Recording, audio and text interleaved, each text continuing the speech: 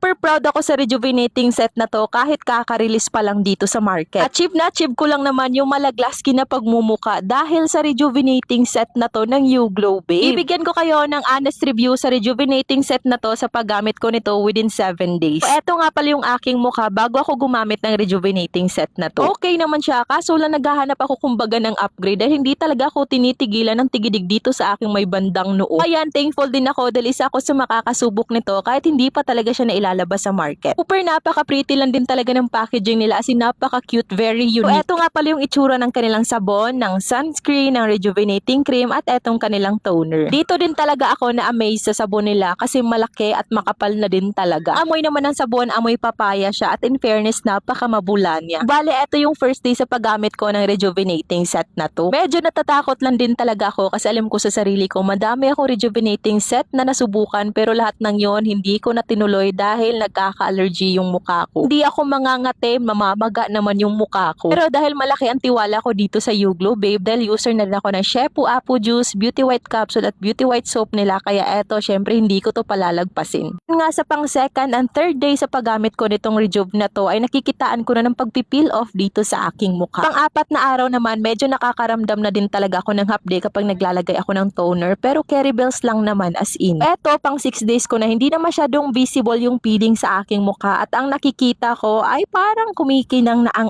aking pagmumukha. So eto pang 7 days ko na wala na akong nararamdaman na medyo mahapdi sa mukha ko kapag nagsasabaw, nagtutoner o kaya nagkikream ako. Pagkatapos ko din talagang magsabon as in may pag-glass skin effect talaga siya. Tapos yung mga tigidig din sa aking may bandang noo ay nawala na din talaga. Pagkatapos kong nagsabon, naglagay na rin ako ng toner. Dump mo lang miha, wag mong ikukuskus. Katapos naglagay na rin ako ng sunscreen. Sobrang nagustuhan ko din talaga tong sunscreen nila. As in, ang ganda ng effect niya pagkatapos. Tapos wala din siyang white cast na naiiwan. So yun, after tingnan nyo naman yan mga mi, may pag-glass skin effect talaga siya sa ating pagmumukha. Super smooth na din talaga ng aking pagmumukha at nawala na din yung mga tiny bumps sa aking noo. 7 days ko pa lang to nagamit ha, pero ang ganda na ng mukha ko. Achieve na achieve talaga ang glowing, healthier and glass skin na mukha dito sa rejuvenating ng YouGlow Babe. Sinasabi ko sa'yo, pag nasubukan mo to, magugustuhan mo to at babalik-balikan mo to. For the go, order na!